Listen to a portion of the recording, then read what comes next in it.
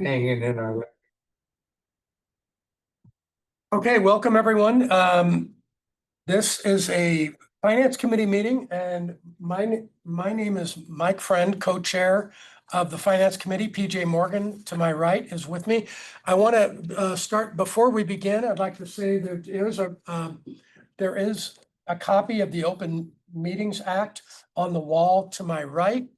And this is a public meeting, so that is pertinent. The purpose of these hearings is when Commissioner Morgan and I have talked about it, and we alluded to this last week when we had a hearing of a similar nature, is to try to bring entities in that maybe commissioners, some new, some have been around for a while, but at the same time, give us an education and an understanding of what a lot of entities around the county are working on, the value add, the production that they've been involved in over the last year, and maybe do these on an annual basis where we can get updates and information from them. It's the first time I met Dennis, it's the first time I met Trish, so it's long overdue. And I just wanted to say, what we will attempt to do is get through maybe a 15-20 minute presentation and then open it up for questions for everyone in the room. So without further ado, I guess we could start either way you'd like. I think duet would be Good, whatever way you want a to good do place to start. Dennis? Good. Well, thank you. I'm Dennis Luce. I'm the interim director. This is February 6th, actually. Welcome.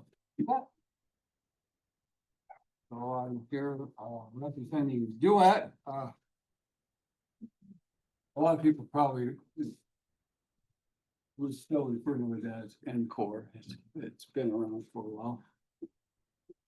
Good. Okay. You follow along with the copy you have.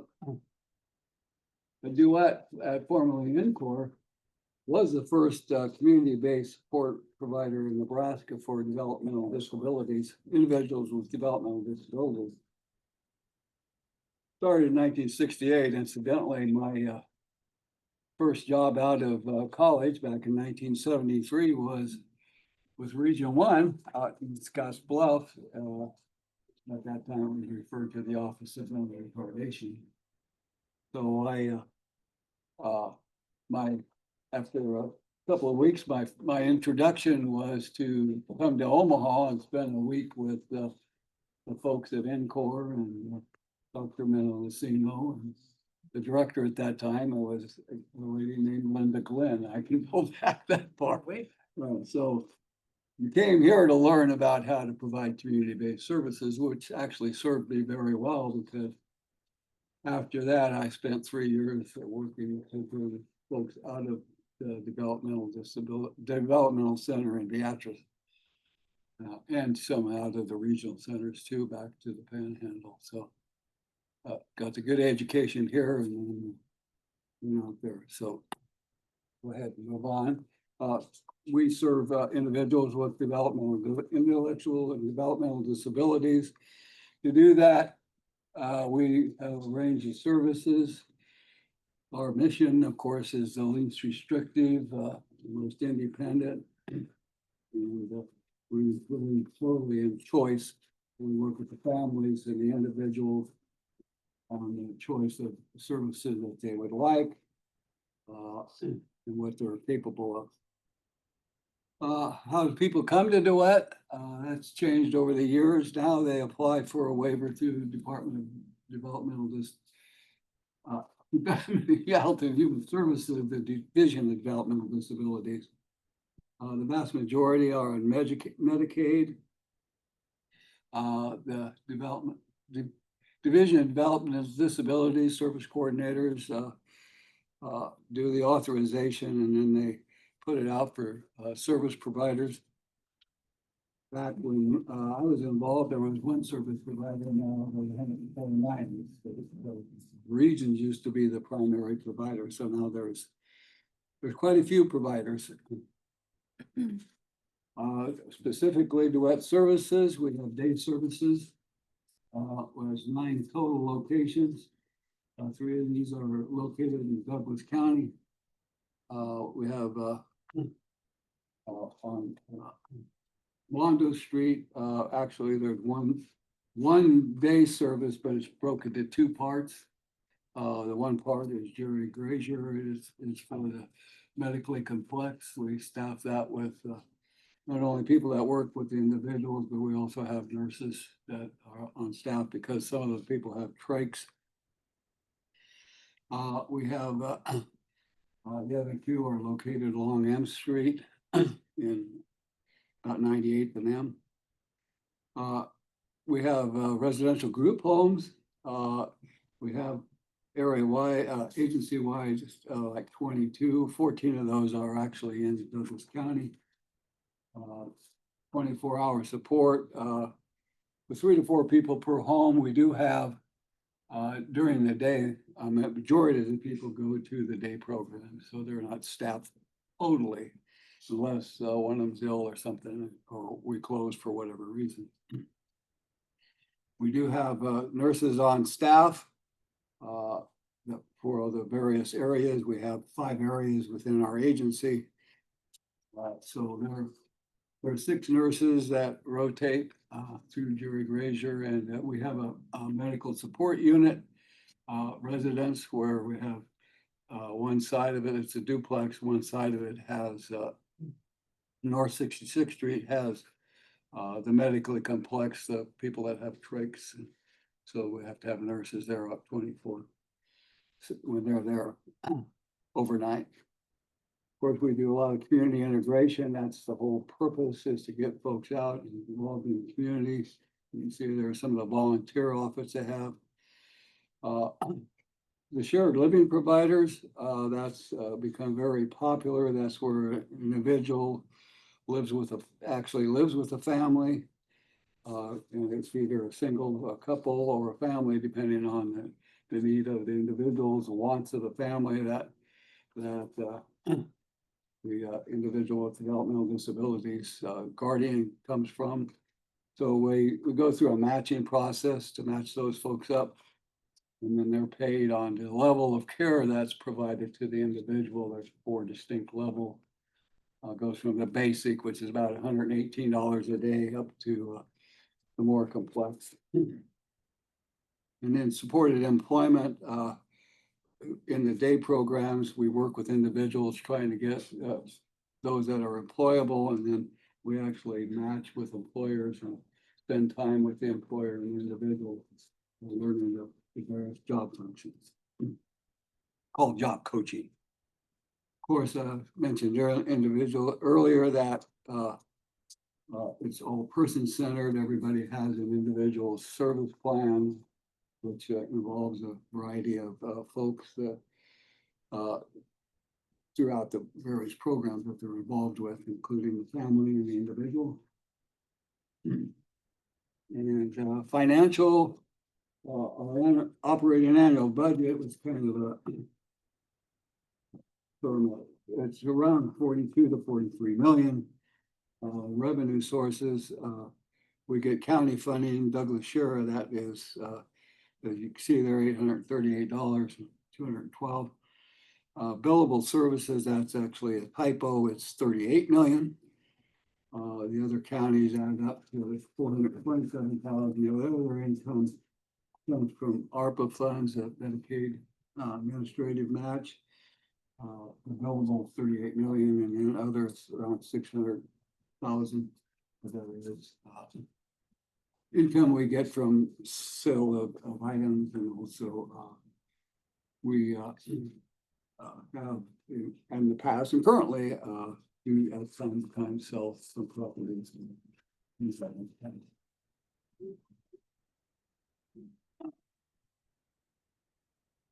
Staffing and individuals, we have 378 full-time staff, 32 part-time. We serve 415 individuals agency-wide. That number changes almost daily. In Douglas County, it's 137 individuals in the day services. 50 in the residential services, 61 in shared living. That was a surprise when I saw that number. I didn't realize it was that high. And 20 in support employment out in the community. Not everybody that's in day services obviously lives in residential services. So that's basically the overview. Didn't want to get too technical, but that was the overview of Duet. Do you want to answer any questions? I can. Very, very good. Thanks, Dennis. Are there questions from committee members or at this point? Good question. Commissioner Garcia. Hi there. Good to meet you. I'm just curious, not passing value judgment on good or bad, but rather just more on a technical basis. I know the county is required to statutorily give some funding towards Region 6, I believe anyway. And I also know Duet was at some point kind of a part of Region 6, but it's split technically into the. Never part of Region 6. No, No. okay. They've always- I thought it was too. Part of Region 6. no, Region 6 is Region 6 behavioral health. Okay, and Commissioner Borgeson, were you done? Or That's what I just. was I think she's gonna chime into some of the stuff. Yeah, Yeah. that's, so when you talk Region 6, it's kind of the 30,000 foot level that all 5 counties we oversee, Duet, Anoa, and Region 6 Behavioral Health. Region 6 Behavioral Health is the one that you're talking about in terms of statutory obligation and what we have to match by law. That's that. Yeah. This one isn't. It's underneath the umbrella of basically what we call INSA. It has Duet, it has Anoa, and it has at the school. And we do fund them, but again, it's not a match by law as the Region 6 Behavioral Health. ones. So it's voluntary Yes, and historical precedent that Yes. we've done. Yeah. we were the first to start it in this area in Douglas County, and Region 6, if you will, to do the tour homes. Okay, yes, that helps. Thank you. Yes. okay. Are there, any other questions from committee members at this point? Dennis, I was gonna ask, and maybe others can weigh in.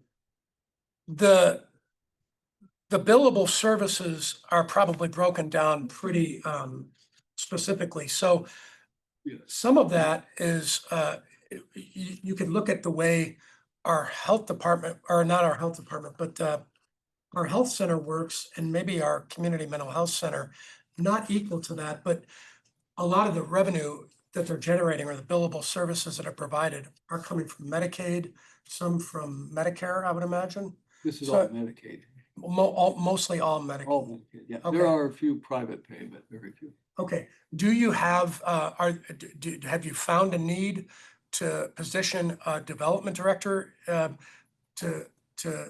because of the relationships you have in the private sector? Does it help generate more revenue? I'm asking, are there opportunities in the private sector to have partnerships that would, help fund some of the things that fall through the cracks, right? Oh, actually, we have a Duet Foundation Yep. that does that. They raise funds with the donors, mainly they do fundraising activities, but so they use that to buy supplies that people can't, like bedding and various things, furniture. We go through a lot of furniture because of some of the conditions. So. Right, exactly my point. Do you have a annual event or anything that commissioners and other people should be aware of that you'd like us to attend? They do. PJ Morgan just held a golf tournament for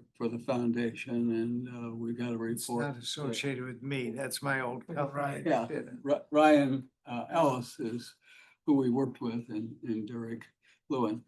And they raised a report we just got Friday was a little over $20,000 for the foundation. So- Very good. Any other questions from anyone in the room? Just ask. Yeah, Lori, where does the On our contributions, Douglas County contribution and Uh-huh. then the other county contributions, I assume that means Douglas County other, or is it other counties? No, that's other counties. Different other ones. So we do, does that come out of our general fund? Yep. Okay, I just wondered. And how do you promote it enough so people know, hey, that's where I could get this kind of help? It's, in the developmental disability community, they're very active and, probably of all the human service organizations, the developmental disabilities community and all the advocates are very vocal and folks hook up with them. Especially people new to Nebraska, new to the eastern part of the state. Okay, We're not difficult to find. I just wondered how the people. Do you, Dennis, do you think, when it comes to the services that are being provided, are the relationships that you've developed, some of the private providers, do they, are the relationships decent? I mean, do they worry? Everybody's trying, a lot of people are trying to do maybe not all the integrated services that you're providing, but some are doing it. Right, yeah. Is there a decent working relationship right now with? Yes, we with a lot of have, those we providers? have folks that live in their residence and go to our day program. We have people that live in our residence and go to their day programs. One of the things that's not on here, which I didn't catch until I was sitting here looking, was we have a fairly significant transportation program too. That transports folks, primarily Duet folks, but we have from time to time had that cross agency relationship. And it's, some people might consider it a competition. I think it's more that folks fit in. I mean, when somebody's interested, them and their families, we give them a tour of where they potentially would like to go, what services, they get to look at our services, they look at the other services. They choose whichever one they think is going to be most compatible. If it doesn't work out, then they're welcome to transfer back and forth. The pay rate's the same for every service, but Right. and it gets very complex because a lot of it's under the EVV program, which is a little difficult to navigate, but there are various levels of funding for the various services provided to individuals. It's standard statewide. One of the entities that we gave a little bit of ARPA money to was the Vessel Network. I think it was Josh Jones and Clay Rowe and some of those folks that are an offshoot of Angel Guardians, and Angel Guardians has been doing a lot of that stuff too. But it seems niche. I mean, what they're doing is helping young individuals with employment skills, daily routine, type of stuff. So I guess I was just curious as to whether some of those services intertwined with some of the things you're providing, and they're sending people to you, you're sending people to them. Yeah, yeah. You house some people then too? You said they live somewhere else and that works both ways?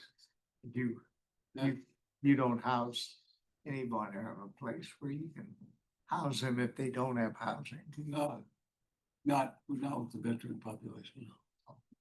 No, we're strictly with it. Developmental disabilities, they have to have that, be developmentally disabled. That's all the criteria on the set of disabilities. I'm very familiar with the programs. I'm a veteran myself, so. Very familiar with the program you're talking about. Yeah, thanks for your service, by the way. Any other questions from anyone in the room for Dennis? Luis? I got a question. Duet is a nonprofit. Yes, You're a nonprofit. Right. And going off what Commissioner Borgeson said, you don't have an interlocal agreement with the Douglas County. we have an interlock, yeah, the ENSA, Eastern Nebraska Human Services Agency, which is our umbrella, was formed under an interlocal agreement. So ENSA has an ENSA interlocal, does, yes. and you're Part of that. subcontracted as a Right. nonprofit. We're under Right, the so board. Quasi-governmental. Yeah, we're governmental, quasi-governmental entity under. because you have an the board. agreement with HENSA. Yeah, we're tax exempt nonprofit, yes. Thank you. Thank you, Luis. I don't see any more questions. Dennis, thanks for the information. Thank And you for having us. It's, like I said, we're not gonna do this every week, no, but it's okay. once a year would probably be pretty valuable. You fund it, you should know what it is. Well, thank you for the time. You bet. Appreciate it. And I think Trish is waiting and we will move on to Anoa. Everybody have one of these? Yes. Yep. Welcome. Welcome. I'm Trish Bergman. I'm the Executive Director at Eastern Nebraska Office on Aging, or also known as ANOA. I've been with ANOA for 15 years and 5 years as the Executive Director.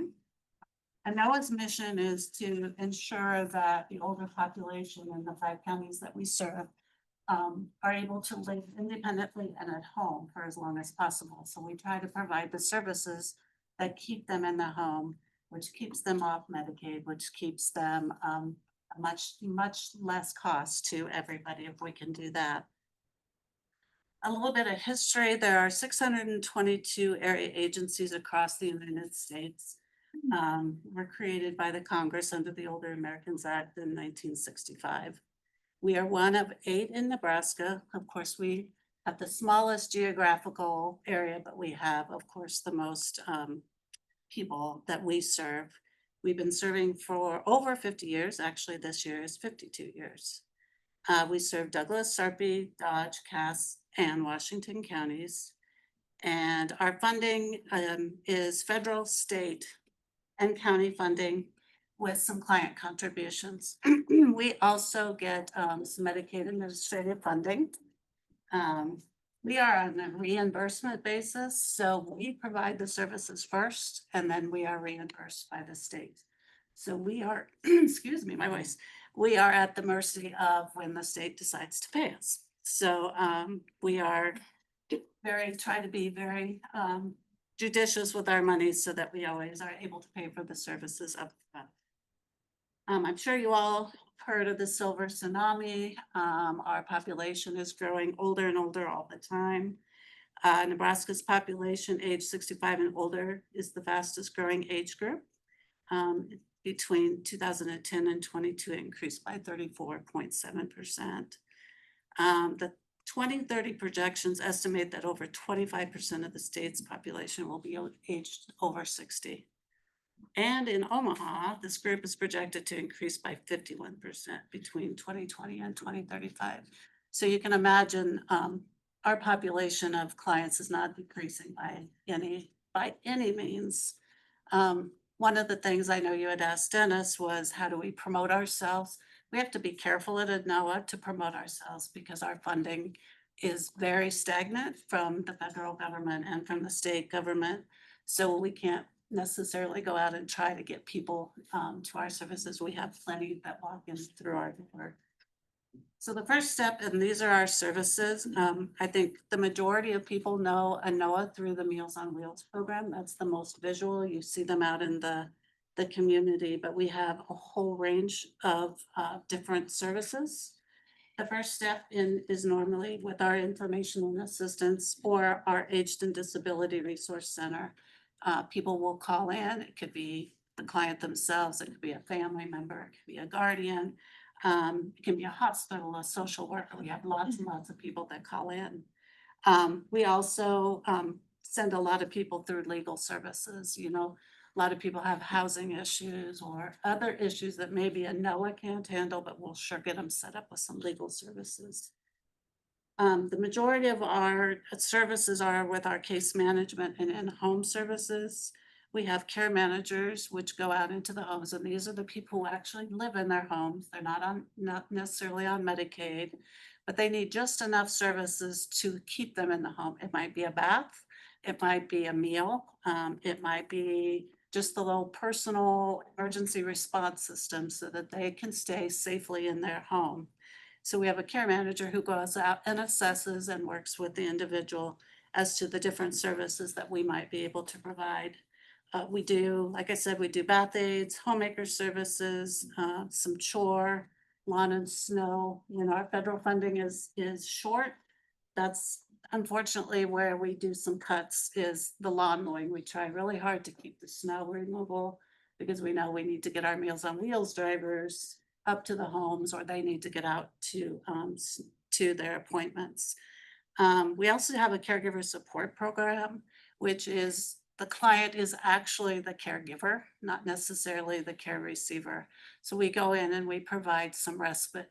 Maybe they need a day to go off to do their own grocery shopping without having to take the person who is very difficult to take with them. And then the Medicaid waiver program is huge and it's growing by leaps and bounds. So many people, we do the aged and disabled waiver. We used to only serve, and NOAA used to only serve the 65 and older generation. But now because of person-centered choice, they can choose a NOAA even if they're 19 years old and have a disability. So our waiver program has gone from about 900 people about 4 years ago to over 1,500 now. So as you can imagine, my staff has had to increase because they have to see them or talk to them every month. So there's a lot of care management programs. Again, like I said, our nutrition, our Meals on Wheels is probably our most visual, but we also have Diners Choice, senior centers, and then also some of the health programs, Tai Chi, Bingo Size. Diners Choice is probably our most popular right now because the baby boomers aren't wanting to go to the senior centers. And so they can go to a Hy-Vee and do their socialization and eat their food at Hy-Vee. We have lots of volunteer programs, the ombudsman who go into the nursing homes and to the assisted living facilities who are the advocates for the clients or the residents that live there. Senior Help, which is any age that wants to help an older adult with anything from mowing to cleaning their gutters to maybe painting. Then we have 2 stipend programs through the AmeriCorps program, which is the foster grandparent program where we have seniors go into the schools, hospitals, and work with children. And then Senior Companion program where they go into each other's homes for companionship and trying to prevent social isolation. We have a New Horizons, which is our newspaper that goes out to 8,000 people in the area. And an intergenerational orchestra, which is an orchestra that is both older adults and younger people who all play together in an orchestra. So we do a lot of different things that a lot of people don't know about. We always say we're the best kept secret till somebody really needs us. So my next chart just kind of shows you where the majority in the 5 counties that we serve. You can see that Douglas County, currently we're serving about 65, almost 66,000, 6,600. Not quite that, clients. So about 69% of what we do is in Douglas County. This just kind of shows you the number of Medicaid waiver clients. As you can see, Douglas County, we do about 82% of the clients that we serve in Douglas County. This next is our total budget. Well, our total budget is over 13 million, but 4.4 million of that is Medicaid waivers. So that's all Medicaid funding. But the other $8 million is through our federal funding, which is Older Americans Act funding, and then state funding through DHHS through the state.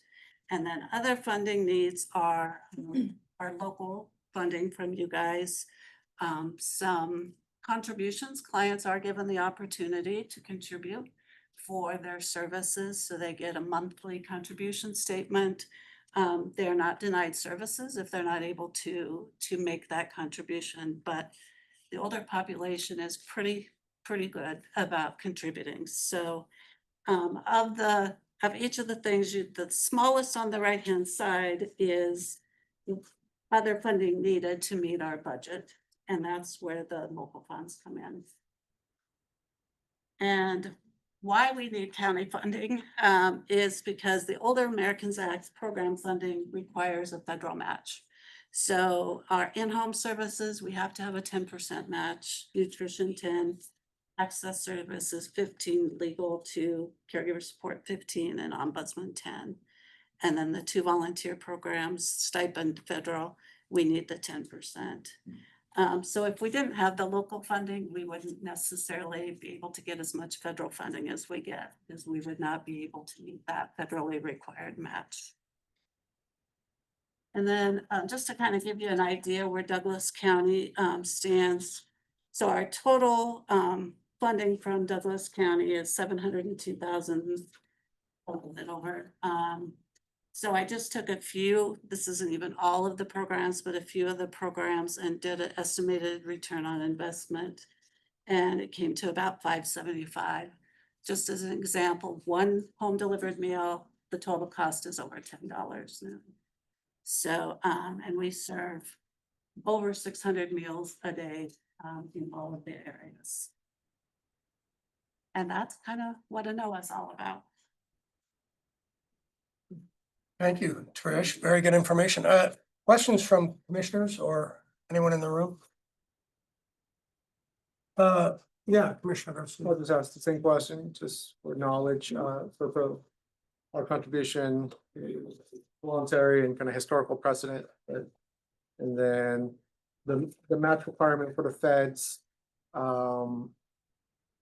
doesn't necessarily have to come from the county, but it has to be a match of that amount, right? It cannot be any other federal match. Sure. It's pretty stipulated what we can use for the match. Okay. It could be like a matching grant, Yes, yeah. hypothetically. And we do, we established a 501c3 a few years ago.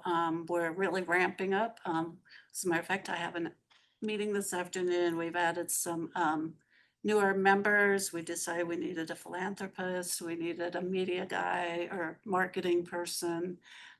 So we've done pretty good in the short time that we've had the foundation. And it was truly set up to support ANOA and its programs.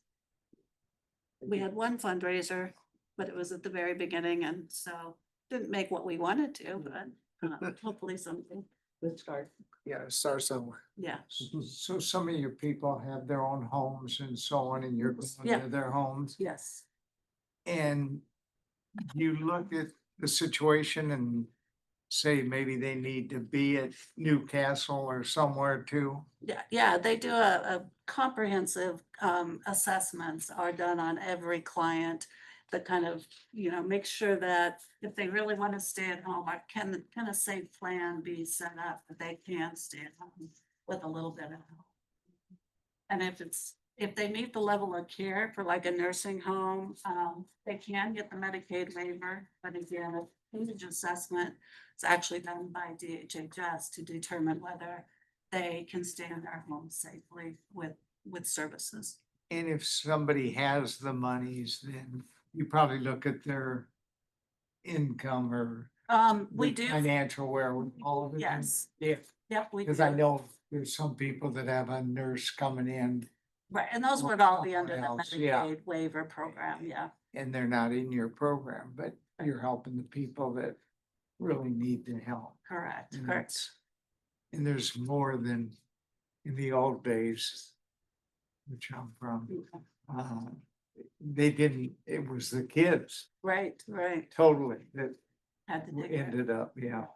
And we found, many of the kids have left, they're not there, or they didn't even have kids, Right. or, the kids have their own jobs and trying to make ends meet, and so we see everything. The other sad thing you see today that you didn't used to see, in my opinion, the faults of Oh, yes. people now is so much more of Yep. it in life changing. Yep. There's so many people, and I don't remember that as a young person growing up to hear that somebody fell. And we do a lot of Grandma or education, yeah. whoever it was, yeah. We provide a lot of fall prevention education. The Tai Chi program is actually Better Balance. We have a huge following with that program. Very good. Thank you, Commissioner. Any others? Trish, the only thing I was gonna, I don't want, there's never enough of these services. I think we all have come to the understanding that there's never enough of these services. So I don't want a statement like this to be read the wrong way. The one that you pointed to and the one that you, we wouldn't call it integral, but it's heavily used is a Medicaid waiver program. In 5 years, 900 individuals had almost doubled the usage. When you look at all these services, do you bump into folks in the community that are going, oh, they're paying X, they're doing Y, and they're going, well, Anoa's got it made. They don't have to worry about this because they're dealing with different billable, pieces, right? Than you are, or at least that would be the I argument. guess I don't understand what you're talking What about. I'm getting at is, let's say, there's a 501c3 that's providing 2 of these services. And they go, how can we compete with Enoa? We have to go out, we have to have 3 fundraisers a year. We're charging people X, we don't get the type of Medicaid resolution that maybe you guys do. Do you run into that? Do you run into, oh, I wish we were Enoa? I mean, Not you know what I mean? not too much, no. It's not a very good question. yeah. Sorry. Unfortunately, there aren't too many other agencies or people that do like our Older Americans Act funded programs.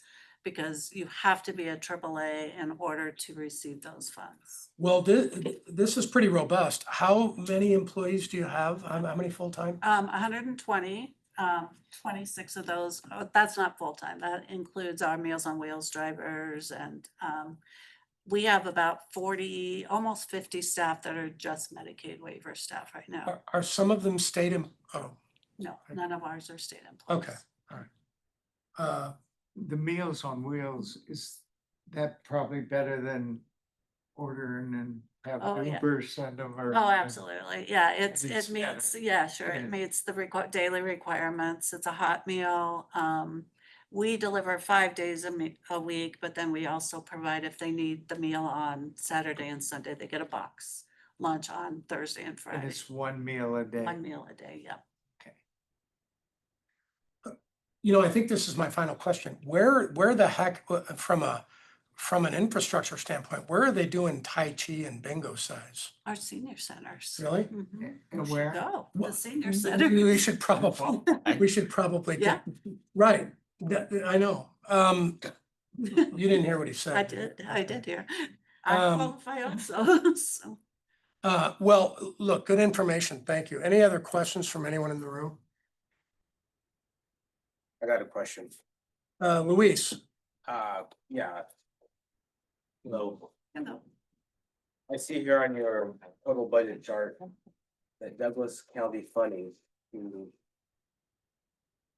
NOAA is $7,702.32. 5% of your total budget. Who's cutting the check for you? For that money? Are you getting it from, you're not getting it directly from the county? Yes, we do. You are, so are you putting in the money from ENSA? We are part of ENSA. It's our umbrella company. ENSA itself doesn't have funding. The companies under ENSA gets the funding. Does that make sense? So ENSA is a. That is a. Administrative, it performs administrative functions over the 3 entities under it. Okay, so they don't have any money, No, so how do they do their administrative services?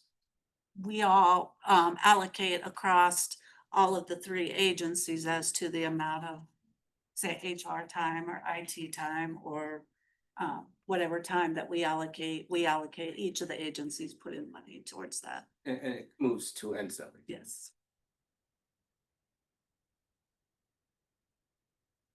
Thank you. is that it?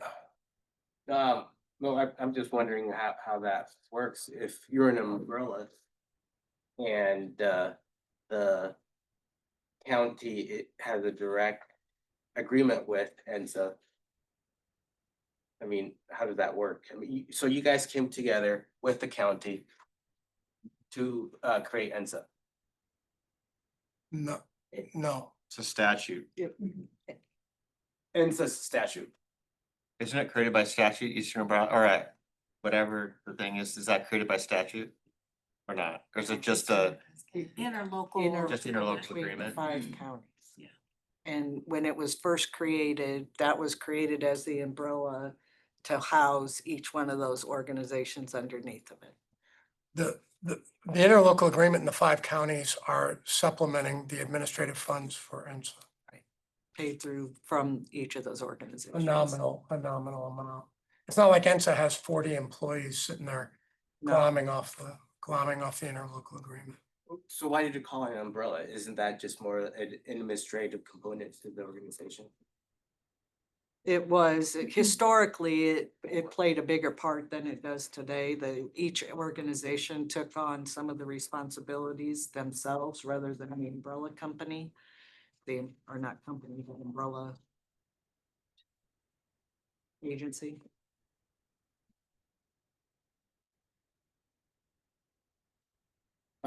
So ENSA is the administrative wing of the organization. For Right. some things. For some things, so they do have personnel. ENSA has personnel. That through HR, through IT, through maintenance, but not as an entity unto itself. So basically, ENSA is what you would call the interlocal agreement. Your interlocal agreement is ENSA. It is basically a contract. Probably a With way the- of describing it, With yes, each of the counties. right. Thank you. Thank you. You Trish, thank you. You bet. I don't know if there's any more questions. I want to thank you for coming Sure, down thank you. and again, we won't do this every week, but thank you for your time Absolutely. and the Appreciate it. education. Appreciate it. I think we are adjourned. 2:18.